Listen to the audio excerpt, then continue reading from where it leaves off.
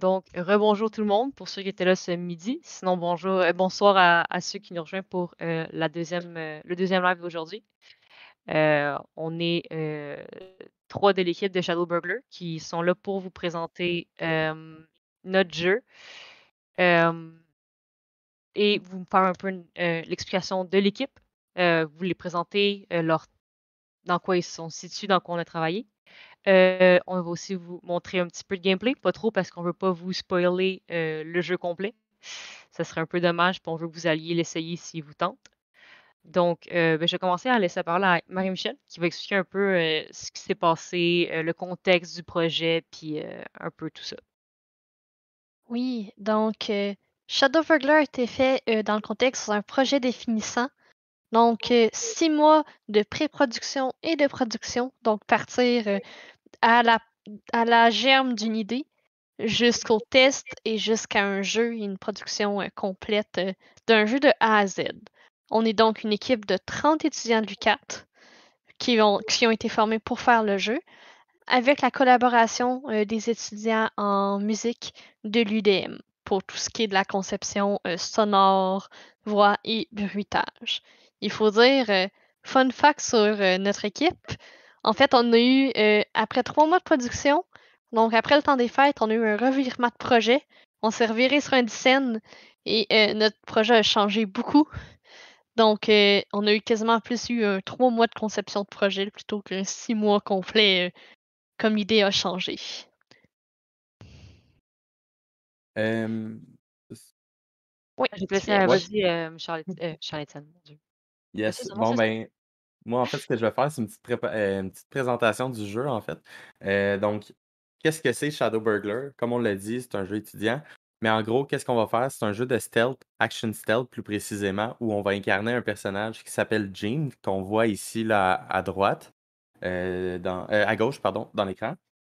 Euh, donc, c'est un jeu d'infiltration avec une thématique film noir. Donc, comme vous allez pouvoir voir dans le jeu, on s'est vraiment inspiré des années 1920 et film noir-ish. Où provient le nom du jeu Shadow Burglar? En fait, c'est tout simplement euh, la, la- la- la- la base du jeu se trouve avec tout ce qui est ombre. Donc, on l'a dit déjà, la thématique film noir, mais aussi tout ce qui est au niveau de l'ombrage, tout ce qui est création d'ombre et autres. Donc, c'est pour ça qu'on a mis Shadow dans le nom. Puis, à ne pas confondre avec Shadow Burger. Faut pas se tromper. Tout le monde dans l'équipe l'a Euh, fait au moins une fois. ouais, c'est ça. Donc, comment l'idée du jeu elle s'est développée, comme Marie-Michel l'a dit, on a vraiment eu un revirement de situation. Au début, ce qu'on voulait faire, c'était la personnage, ben Jean en fait, contrôlait une ombre. Donc, tu avais deux personnages en même temps. Donc, ça l'a amené beaucoup de complications au cours du développement du jeu, beaucoup de revirements. OK, ben comment on va contrôler? Est-ce qu'on on change de la position de la caméra et autres? Donc, avec plusieurs itérations, on en est venu à la décision de faire un seul personnage, mais avec deux formes différentes, comme on a aujourd'hui avec le résultat final. Euh, les inspirations du jeu, on a tous les jeux de stealth que vous connaissez bien, là, que ce soit du Splinter Cell dans la démarche, que ce soit de l'Aragami au niveau des déplacements puis de l'ambiance avec le jeu d'ombre. Donc, on a beaucoup d'inspiration. Je pense qu'il y a d'autres inspirations également au niveau du visuel. Marie-Michel va pouvoir mieux en parler que moi. Puis, finalement, ben, au niveau du style visuel, peut-être que Marie-Michel, tu voulais dire deux, trois mots Oui, par rapport au style visuel? oui, donc on s'est vraiment inspiré vraiment des films noirs ainsi que Assassin's Creed Syndicate pour tout ce qui est environnement des années 1900 ou dans les années un peu plus vraiment un peu plus vieilles, vraiment un style quand même assez réaliste pour ce qui est des textures. On joue vraiment avec des gros contrastes entre l'ombre et la lumière dans le jeu, comme c'est le thème principal. C'est vraiment c'est vraiment vers ça qu'on est allé. Le but, c'était vraiment de tirer vers une fantaisie un peu plus réelle que de quoi de très cartoon et d'imaginaire. si on veut commencer, on peut faire une petite round table des gens qui ont travaillé sur le projet. Euh, oui, exactement. On va commencer si tu veux, ben, Charles-Étienne. Oui. Donc, justement, une de nos animatrices aujourd'hui, Marie-Michel Poitras, en fait, c'était la directrice artistique du jeu. Donc, c'est une de nos directrices. On avait également Hugo Dansereau, qui se trouvait être notre directeur technique. On avait Naomi Allard, qui était la directrice marketing. Frédéric Durivage-Otis, qui était le directeur narratif. William Vallet-Coulombe, que vous avez vu dans la présentation à midi, qui était le directeur créatif. Et finalement, le producteur, c'était Kevin Falardeau, qu'on salue. S'il est là, je pense qu'il était là dans le live. Et voilà. Oui, donc pour nos artistes de personnages, donc c'est tous ceux qui s'occupent en fait de Jean, des gardes, tout ce qui est humanoïde dans le jeu. L'équipe a été chapeautée par Chantal Prentice, donc les personnages. On a aussi Jessica Joannette Michaud qui a fait beaucoup travailler sur les gardes, donc plusieurs variations. Et Naomi Fontaine qui s'est occupée beaucoup de textures. N'hésitez Nos pas, ceux piliers. dans le chat, Oh. si vous avez des questions sur c'est quoi un lead ou peu importe, écrivez-les. Moi, ma job, c'est de regarder le chat, puis vous répondre, puis partager les questions à Marie-Michel puis Charles-Étienne. Fait que Oui. n'hésitez pas s'il y a quelque chose. Si Comme on peut. j'allais dire. Ah, vas-y, Charles. Ouais, excuse-moi, non, Non, vas-y, non, vas-y. vas-y, vas-y. Ok, c'est bon. C'est ça, comme j'allais dire, j'ai comme été coupé, mauvais timing. Nos piliers, la programmation, notre team prog, qui était chapeauté par monsieur Philippe Cloutier, qui était le lead programmeur. Donc, c'est vraiment toute la team programmation qui ont été vraiment tous les constructeurs pour mettre tout ça ensemble. On avait également Émile Jutras, qui était programmeur, mais surtout en lien avec l'intelligence artificielle. Également en partenaire avec Chun Chao, qui était également axé sur l'intelligence artificielle. Puis finalement, on avait Raphaël Dodier, qui était, excuse-moi, on a oublié aussi Louis-Olivier Dombierre. Donc, il y avait Louis-Olivier Dombierre et Raphaël Dodier, qui étaient programmeurs et intégrateurs. Donc, eux, ils pouvaient toucher à tout, beaucoup au niveau du personnage, autant au niveau des décors, des lumières ou des choses comme ça. Donc, c'était comme ça qu'était structurée la team de programmation. Fait qu'on peut voir vraiment intelligence artificielle et tout le reste. Et avec Philippe Cloutier qui vient tout jumeler ça ensemble. Une grosse job. Ouais. Oui. On peut vous tuer le mot, en fait, le rôle des leads, chefs d'équipe ou de direction, en fait, sert beaucoup plus à encadrer, un peu gérer les tâches des gens. Mais c'est vraiment fait pour travailler de pair avec les coéquipiers pour vraiment qu'on avance bien, en fait, d'avoir quelqu'un qui a un peu un overview, une vue sur tout ce qui se passe dans leur champ de projet pour qu'ensemble, il y ait une bonne communication. Je pense sur ce passer sur nos artistes spécialisés. Donc, là-dedans, c'est tous les artistes qui, en art, sont retrouvés être seuls dans leur catégorie ou qui ont vraiment des spécialités bien précises. Ils ont donc été chapeautés par Chantal Prentice et moi-même. Donc, nous avons Alexandre Poirier, artiste de concept, donc d'images, de dessin et de cinématique. Andriane Omorouyi, artiste de concept art, cinématique et animatrice. Anne-Laurence Paradis, notre animatrice, qui est artiste technique et VFX. Camille Bourque-Tweakan, animatrice. Et Rosie Lavoie, artiste de texture et de matériaux pour tout ce qui est de l'environnement. Celle qui a pas mal fait la plupart des textures qu'on va voir dans le jeu pour les décors. On va passer maintenant au level designer. Donc, les level designers, c'est ceux qui s'occupent de tout faire ce qui est blocking, donc construire le niveau. Qui va être par la suite habillé par les artistes d'environnement. Donc, à la tête de cette équipe, on avait Maxime Beauchamp, qui se trouvait être le lead level design. On avait également Samuel Hébert-Rochon, qui était un des concepteurs de niveau. Lucas Aumont, qui était également un concepteur de niveau. Et William Garneau, qui était également un concepteur de niveau. Donc, ils se sont séparés le travail. Donc, il y en a plus qui ont travaillé sur le tutoriel et d'autres qui avaient plus travaillé sur le le niveau suivant. Donc, c'est de même un peu la chimie qu'il y avait. Mais tout le monde finissait par toucher à tout. Donc, on peut pas vous dire exactement qui a travaillé sur quel niveau. C'est vraiment une super équipe qui était vraiment unie puis qui travaillait tout le monde ensemble pour construire les niveaux. Oui, puis en un gros, un concepteur des niveaux, c'est tous ceux qui imaginaient comment les personnages allaient se déplacer dans l'environnement, de quoi ça va avoir de l'air, où est-ce qu'on place les défis. Ouais, les puzzles et tout, pour ceux qui ne sont pas familiers avec le terme. Exact. Ils vont prendre les mécaniques qu'on va leur donner, puis ils vont dire parfait comment on va les utiliser, ces mécaniques-là, puis on va les placer.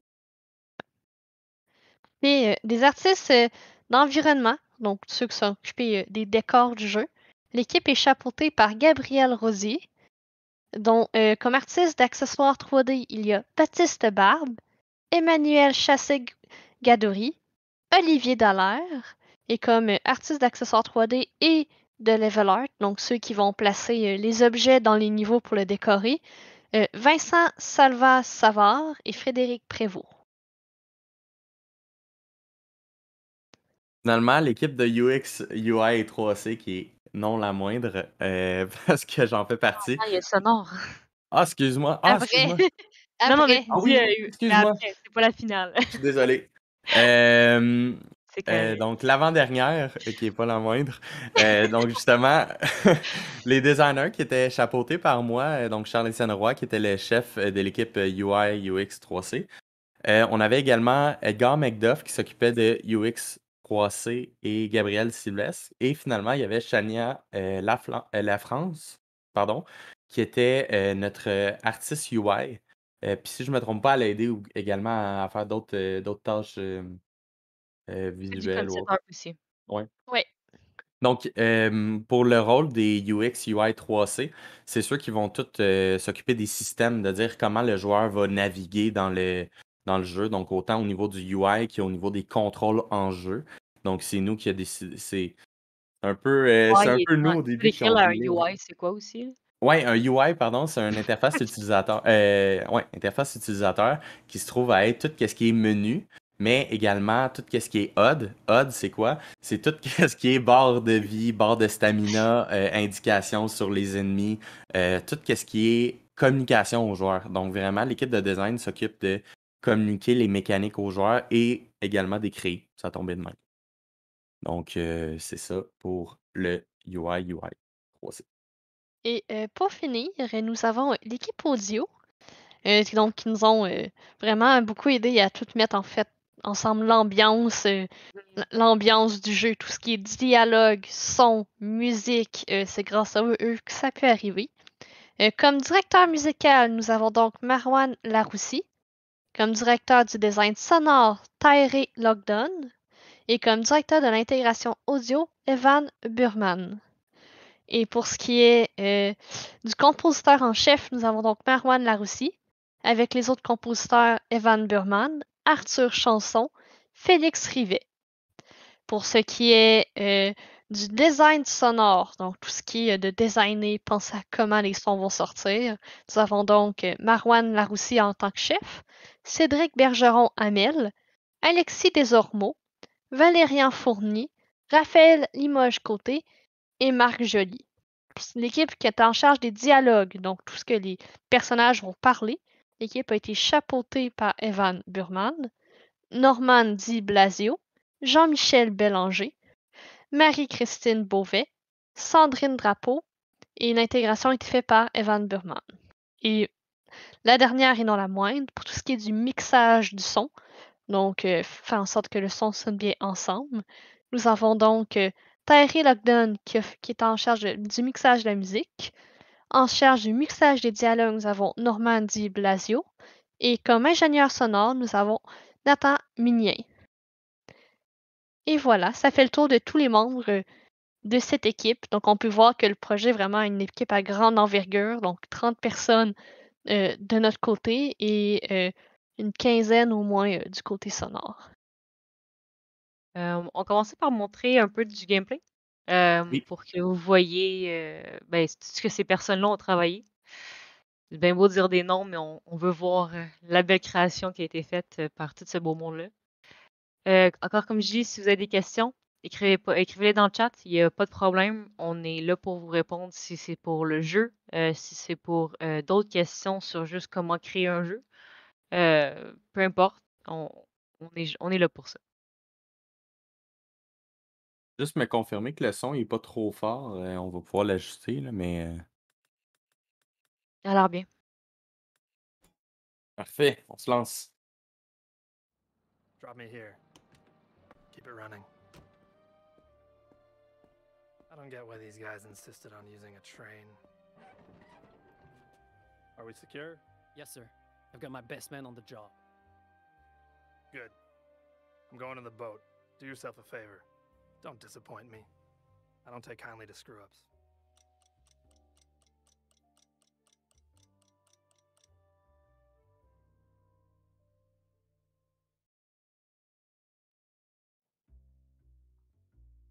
Donc, on arrive en jeu, après cette belle cinématique.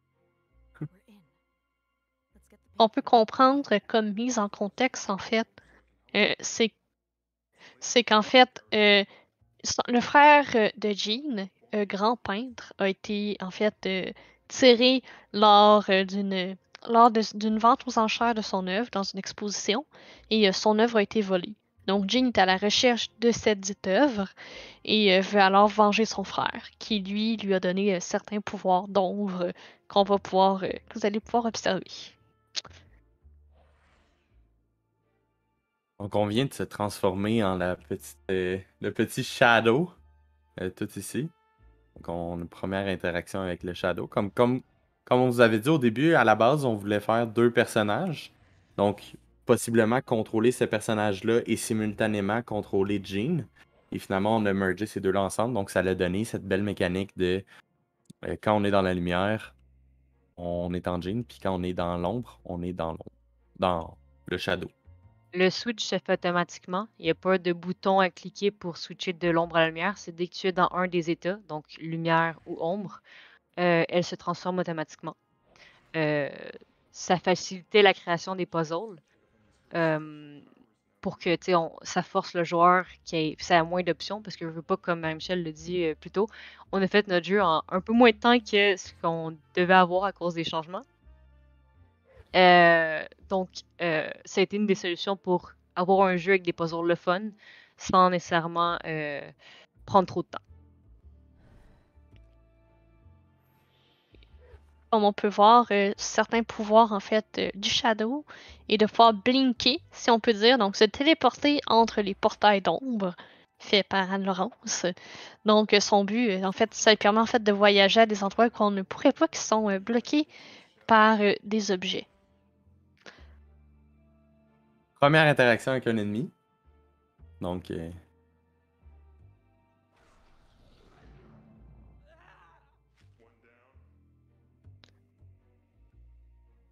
Pour ceux qui sont avides de sang, c'est possible de tuer les ennemis ou de les contourner si vous voulez les épargner.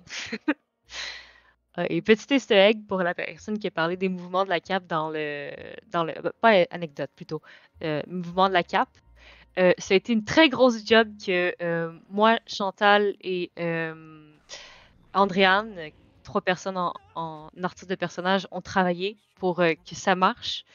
On a presque dû l'enlever au complet. Finalement, ça a eu un résultat assez bien, fait qu'on est assez content et contente du résultat. Oui. Et autre petit fun fact, en fait, un des grands défis qu'on avait dans le jeu, c'était en fait de faire en sorte que les ondes de lumière soient très visibles et que les ondes d'ombre soient très sombres, qu'on sente bien quand on se transforme entre nos deux formes. Donc ça nous limitait souvent parce que ce qu'on utilise pour guider le personnage, donc tout ce qui est lampe, souvent qu'on utilise pour guider. Il y a beaucoup de... En or, on nous a un peu repensé à notre façon de guider le joueur dans les niveaux et de faire notre environnement comme les lumières devaient être placées dans des endroits précis. Donc, s'il y avait un coin trop sombre, on devait faire attention qu'il n'y ait rien d'important dans ce coin-là. Donc, on a la possibilité de se cacher à l'intérieur de l'ombre des ennemis. Donc, ça va nous permettre un peu de se camoufler dans son ombre puis d'avoir un côté très infiltration. Donc, il ne sait pas que je suis là. Puis, au moment où il se trouve dans une zone dangereuse, qui se trouve être l'ombre, ben on peut l'assassiner tout simplement, comme ça. Et L'engin il s'en va. utilisé. Oh, vas-y, excuse-moi, je m'en allais Ouais, finir. j'allais juste dire qu'il s'en va dans les abîmes. Il part. Non, the void. Donc, l'engin utilisé était Unreal pour tout ce qui est programmation, la création du jeu, etc. Il y a des logiciels comme Maya, Blender, Substance qui sont utilisés pour créer tous les objets, les textures, etc. Mais non, le plus gros était tout fait dans Unreal. Donc, on a une. Oups, tu sais, justement, qu'on parlait tantôt des zones d'ombre. Donc, on a la possibilité de blinker sur des vortex. Par contre, quand le vortex il se trouve être dans la lumière, il est fermé. Donc, on va devoir créer des zones d'ombre pour venir activer ce vortex-là. Pour après ça pouvoir se téléporter dessus. Donc, quand on parlait tantôt de jouer avec l'ombre et la lumière, c'est ça qu'on voulait faire comme dynamique. Comme là, on vient d'activer le vortex.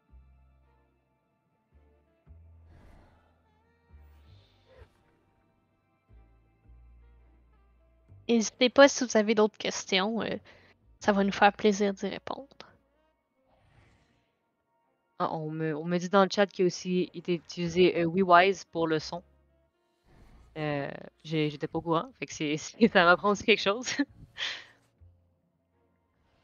Donc, comme vous voyez ici, c'est vraiment plus puzzle. Il y a des endroits où que, t'as des possibilités. Comme ici, on pourrait tout tuer les gardes si on veut, juste pour le fun. Ouais. C'est un choix que t'as. On a essayé de laisser le joueur avoir quelques choix et pas juste un chemin. Le joueur peut vraiment utiliser sa créativité. On a la possibilité de traverser tout le jeu sans tuer d'ennemis. On le fait parce qu'on aime ça, mais on n'est pas obligé. On a même un achievement pour ça. Donc, on a des défis à relever dans le jeu. Donc, si on fait certaines actions, on arrive à débloquer certains badges d'honneur, si on peut dire. Donc, comme dont l'un d'eux est de passer un niveau sans tuer aucun garde. Là, on fait distraire le classique, on distrait les gardes puis on libère le passage. Pour répondre à ta question, le jeu utilise-t-il des blueprints, du code ou un mélange des deux? S'il y a un programmeur dans le chat qui peut C'est en me... blueprint beaucoup, dans le fond, Juste en comment blueprint, hein? Ouais. ouais, Unreal fonctionne en blueprint principalement. Je suis contente que tu saches la réponse. J'ai eu peur. Everyone with a ticket, please get on board. The ship leaves in 2 hours. It's been a long day. I need a drink.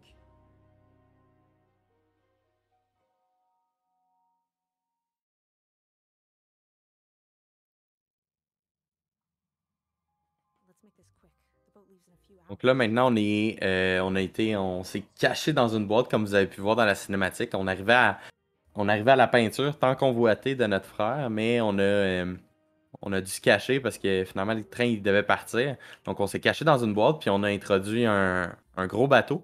Puis là, maintenant, il va falloir se retrouver dans ce bateau-là pour le quitter, puis trouver la peinture à notre frère. Ouais. Surtout aussi avant que le bateau parte pour Boston, ben pas pour Boston, mais je sais plus, ça se peut que je dise n'importe quoi. Mais qu'il s'en aille pour la salle de destination, parce qu'une fois en la mer, ça pourrait être dangereux. Ouais, tu peux vraiment t'enfuir. Il faut aussi savoir, en fait, ce qui est quand même intéressant, c'est que l'œuvre du frère a été inspirée des œuvres du peintre Piet Mondrian, qui ont été en fait que sorti ses œuvres dans les années. Donc, dans les années 1900. Donc, on s'est vraiment inspiré de styles artistiques du temps. Même chose pour tout ce qui est style architecturaux et couleurs et textures, fournitures de meubles. On a vraiment essayé de s'inspirer des œuvres de l'époque. Dans les habits des gardes aussi. Je sais que les artistes de personnages ont fait une super job de trouver des références de ce que les gardes portaient. Ben, pas les gardes, mais ce que beaucoup d'hommes portaient dans ces années-là, comment ils s'habillaient, dépendamment de leur travail et tout. Et selon en fait les niveaux, donc le bateau, la gare, les gardes vont changer d'apparence. Donc pour le bateau, on a effectivement un matelot vraiment désigné pour qu'on puisse faire thème. Aussi, comme on peut voir, on va juste en montrer un, on va pas montrer les autres, mais il y a des petits collectibles qu'on peut prendre dans la map. Ils sont un peu partout, puis à chaque fois que tu en prends un, il y aura un petit message qu'on peut le voir ici, une petite anecdote, une petite histoire entre les deux personnages qui vont parler. Fait que c'est un peu le fun, tu sais, ça vous donne un peu plus de contexte entre leurs relations puis comment ils interagissent ensemble. C'est très le fun, même. Mhm. Pas juste un peu.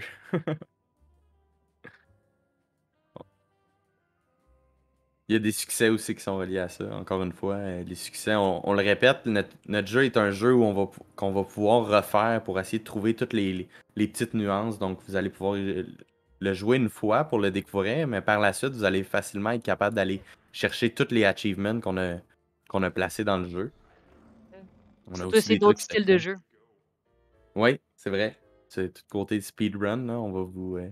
Oui, en fait, le record de speedrun, donc un speedrun, c'est comment réussir le jeu le plus vite possible, et de 3 minutes 10 secondes, détenu par un des membres de notre équipe. Je pense que c'est soit Lucas ou Emile, je suis pas sûr Les s'il y a deux quelqu'un dans le l'ont chat qui... atteint. Ah, les deux l'ont atteint? Je crois que les deux l'ont atteint. Mais c'est impossible que vous les battez, là, tu sais, c'est des développeurs, là, fait que c'est impossible, mais... Moi, On a un ben- level designer puis un programmeur, là, ça va être bien tough à battre. Quoi qu'on vous met bien au défi, et en fait de manière, en testant le jeu plusieurs fois, vous allez pouvoir trouver des façons où c'est plus facile de faire des tours de passe-passe dans certains niveaux. on va Charles, arrêter le gameplay là pour pas trop en montrer non plus. Parce que moi, j'avais le goût de jouer encore, Oui, je là, puis sais. de continuer. Je me Mais on va demande pas c'est quoi montrer qu'il y a toutes de l'autre bord les. de ces boîtes-là, tu sais. Ah! On va pas trop montrer. On veut pas que ben, vous allez juste regarder notre stream puis pas jouer. On veut vous forcer un peu à jouer, on va pas vous mentir. Mais Là, ça, c'est juste ça rien vous a comparé à montré. qu'est-ce qu'il y a de l'autre bord, là. Pour vrai, là. Clickbait.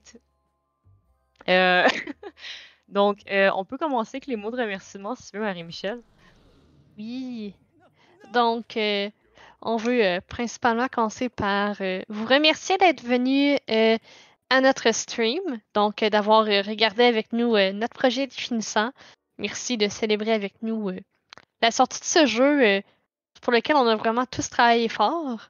Je veux aussi remercier tous nos professeurs et intervenants du milieu du jeu vidéo qui nous ont vraiment aidés à peaufiner le jeu avec leurs conseils.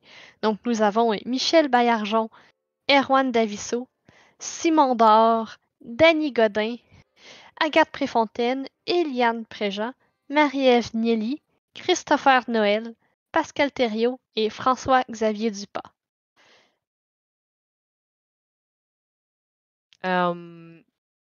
Vas-y, Charles.